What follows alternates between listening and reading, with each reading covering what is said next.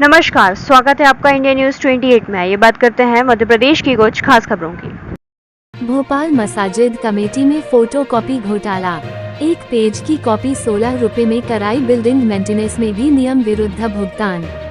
भोपाल मसाजिद committee में photocopy घोटाला हुआ है। सरकार ने खुद इस मामले की जांच के लिए 3 सदस्यीय कमेटी का गठन किया था। कमेटी ने अपनी रिपोर्ट में बताया कि मस्जिद कमेटी के एक पन्ने की फोटोकॉपी के लिए 16 रुपए खर्च किए हैं। कमेटी ने इस वित्तीय अनियमितता माना है। ये घोटाला कमेटी के प्रभारी सचिव यासिर अराफात के कार्यकाल में हुआ है। रिपोर्ट सामने आने के बाद सरकार ने उन्हें निलंबित कर दिया है। जांच के लिए सरकार ने पिछड़ा एवं अल्पसंख्यक कल्याण विभाग की संयुक्त संचालक सविता झानिया की अध्यक्षता में कमेटी बनाई थी। कमेटी ने 15 मार्च 2024 को अपनी रिपोर्ट सरकार को सौंप दी है। 274 मस्जिदों की कर्ता धर्ता है मसाजिद कमेटी। भोपाल के अलावा सीहोर, बेरसिया, रायसेन की 274 मस्जिदें आती है, जिसमें से रायसेन की 55 मस्जिद आती है। 40 कर्मचारियों की सीपीएफ राशि का गबन। रिपोर्ट में तत्कालीन प्रभारी सचिव यासिर अराफात पर आरोप लगाया है कि उन्होंने कमेटी में पदस्थ 24 और स्कूल के 16 कर्मचारियों के 10,31,712 रुपए पीपीएफ अकाउंट में जमा करने के बजाय अन्य खातों में जमा कर दिए। कमेटी के भवन को मरम्मत का ठेका निर्गुण विरोध दिया गया। इसके लिए भी 2 अखबारों विज्ञापन दिए बिना 3 कोटेशन बनाकर ठेका दे दिया। नवनियुक्त प्रभारी सचिव ओवैस अली ने कहा कि राज्य शासन ने प्रारंभिक जांच रिपोर्ट के बाद यासिर अराफात को निर्मित कर दिया है। अब सरकार मस्जिद कमेटी में हुई अन्यथा की विस्तृत जांच करवा रही है। इंडिया न्यूज 28 के लिए ब्यूरो चीफ राकेश जैन की रिपोर्ट। भोपाल मसाजिद कमेटी में एक बड़ा घोटाला हुआ है। वहां पर जो फोटो कापी 5 रुपए की होनी चाहिए वह 16 रुपए की कराई गई है। इसके अलावा कर्मचारियों की वेतन में भी गबन किया गया है और भी कई घोटाले वहां हुए हैं। इस संबंध में हम रायसेन के शहर काजी से मिले तो उनका कहना यह है कि 2014 से लगातार घोटाले चल रहे हैं और वे लगातार इसकी मांग उठाते रहे। इसके लिए उन्होंने आरटीआई भी लगाई थी, लेकिन उनकी कोई सुनवाई नहीं हुई। इसके बाद उनका कहना यह है कि जब नई सरकार बनी तब उन्होंने 3 सदस्यीय कमेटी बनाई और उस कमेटी ने जांच में ये पाया है कि जो सचिव था उसने काफी घोटाला किया है। उस सचिव को फिलहाल हटा दिया गया है। उनका कहना है कि ये मात्र 2 साल की रिपोर्ट आई है। यदि 2014 से इस रिपोर्ट को देखा जाए और उसको अगर पूरी जांच की जाए तो वहाँ करोड़ों का घोटाला होगा। इस मसाजिद कमेटी में रायसेन जिले की 55 मस्जिदें आती हैं और रायसेन की 6 मस्जिदें आती हैं। उनका सभी का वेतन वो मसाजिद कमेटी देती है, लेकिन उस मसाजिद कमेटी में इतना बड़ा घोटाला होना एक जांच का विषय है। अब उनको उम्मीद है कि मोहन सरकार इस जांच को पूरा करेगी और कई चेहरे सामने लाएगी जो उन्होंने इस मामले को दबाने की कोशिश की है। मैं राकेश जैन, रायसेन। भोपाल मसाजिद कमेटी में जो घोटाला हुआ है उसके बारे में थोड़ा सा बताएंगे आप।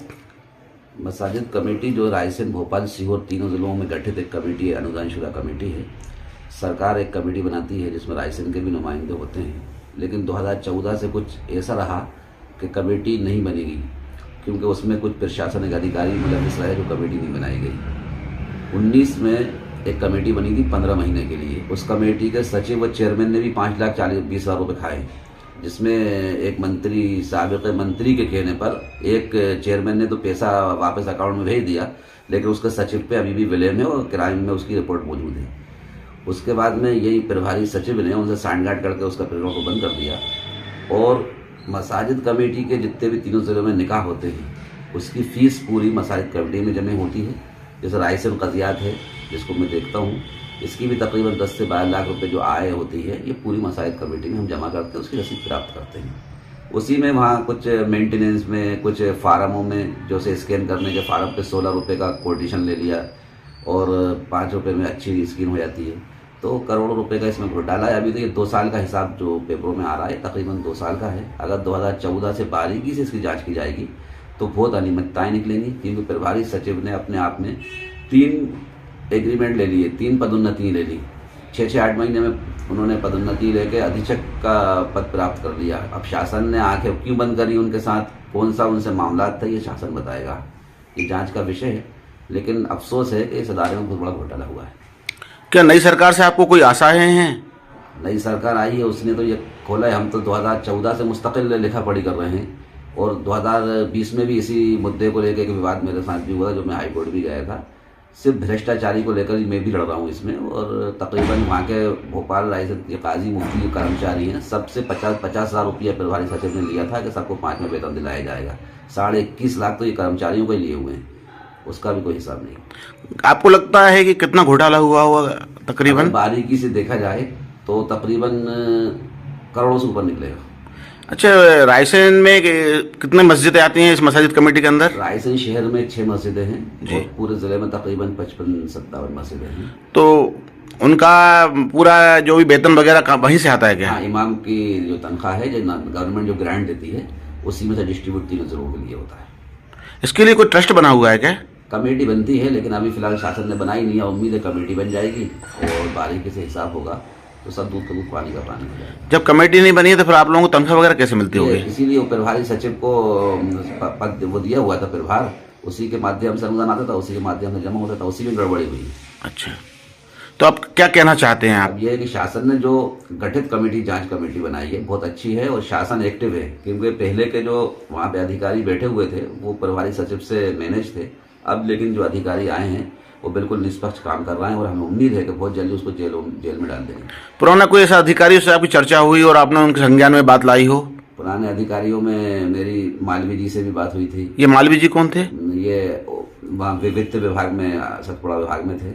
सविता झानिया जी से भी RTI से मुताल्लिक मेरी बात हुई थी, क्योंकि RTI में मांगता था, ये लोग RTI देते नहीं थे, तो काफ़ी मेरी बहस भी हुई है लोगों से। वल्लभ भवन भी मैं गया, नामदेव जिनको हटा दिया गया, ये सबसे बड़े मैनेज थे, इन्होंने भी भ्रष्टाचारी को बहुत बड़ा हाथ दिया है। तो इनके लिए आप लड़ते रहे लगातार? मुस्तकिल लड़ रहा हूँ और मैं चाहता हूँ कि ऐसे इदारे साफ सुथरे रहें ताकि ये गलत काम ना हो, बदनामी होती है इससे लोगों की। क्या नाम लिखते हैं आप? ज़हीरुद्दीन शेख काजी रायसेन।